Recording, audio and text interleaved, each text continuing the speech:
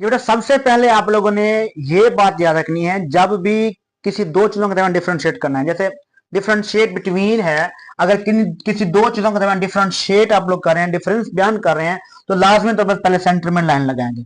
पहले सबसे पहले सेंटर में लाइन लगाएं तो एक साइड पे एक चीज को आप बयान करें, दूसरी साइड पे दूसरी चीज को इक्वल, दूसरी तरफ इक्विवेलेंट को बयान करेंगे।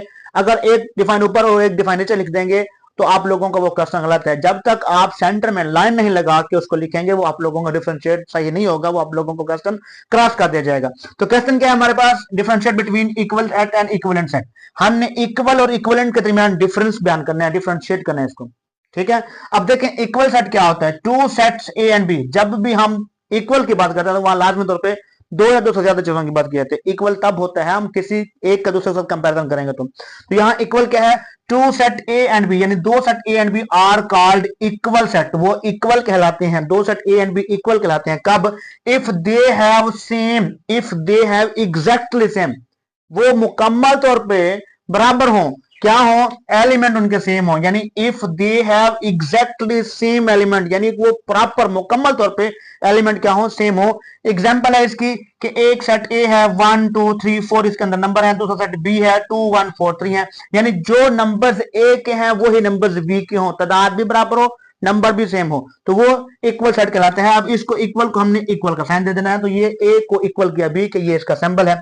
इक्विवेलेंट में क्या है, two set A and B, यानी दो set A and B, they are called equivalent, वो इक्विवेलेंट कहलाएंगे कब, if they have same number of element, यानी उनमें नंबर ऑफ एलिमेंट, एलिमेंट की तादाद क्या हो, बराबर हो। यहाँ टोटल नंबर्स इक्वल थे, सेम थे, वहां जितने नंबर्स ए के हो उतने नंबर बी के हो, नंबर ऑफ एलिमेंट सेम हो, नंबर ऑफ एलिमेंट्स मुराद नंबरों की तादाद बराबर हो। यहाँ शर्त नहीं है कि जो ए के हैं वही बी के हो, जस्ट जितने नंबर्स ए के हैं 1 2 3, इधर ए के अंदर 1 2 3 है, बी के अंदर ए बी सी है, जितने नंबर्स ए के अंदर हैं उतने ही बी के अंदर हो, तो वो वाला सेट जो है वो कहलाता है इक्विवेलेंट सेट। इक्विवेलेंट कहते हैं मसावी को, बराबर को, तकरीबन बराबर को, मतलब उसमें सिर्फ और सिर्फ तादाद बराबर होगी। तो ये इसका साइन है, हमने मद का साइन दे देना है, तो ये आ जाएगा इक्विवेलेंट सेट का। तो आप लोग देखें मेन डिफरेंस क्या है इक्वल सेट और इक्विवेलेंट सेट में। इक्वल सेट में जितने नंबर्स ए के हैं और जो नंबर्स ए के हैं वही बी के अंदर हो, तादाद भी बराबर हो, नंबर्स भी बराबर हो।